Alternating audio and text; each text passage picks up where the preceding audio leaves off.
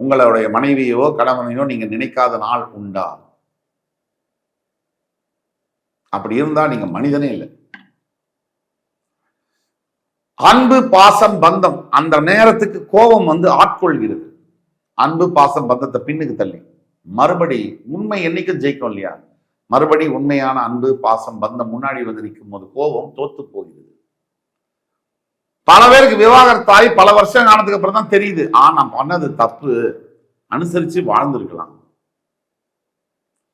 அதையெல்லாம் சரி செய்யக்கூடிய காலகட்டங்கள் வருது. கிட்டத்தட்ட 30 வருஷத்துக்கு பிறகு மகரம் துலாம் ராசிக்கு எப்படி சொன்னேனோ அதே மாதிரி ரிஷபம் துலாம் மகரம் பீக் பாயிண்ட் ஆஃப் லைஃப் அப்படின்னு நம்ம சொல்லலாம்.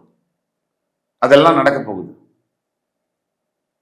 மகர ராசி என்பவர்களுக்கு மேக்சிமம் பாசிட்டிவிட்டி இந்த காலகட்டத்தில் தொடங்குது. மார்ச் 6ல இருந்து லைஃப் ஸ்டார்ட் ஆகுது. Begins year. Your life begins from March 6th. அது அடுத்த ஒரு 5ல இருந்து 7 வருஷத்துக்கு ஒண்ணுமே பண்ண முடியாது.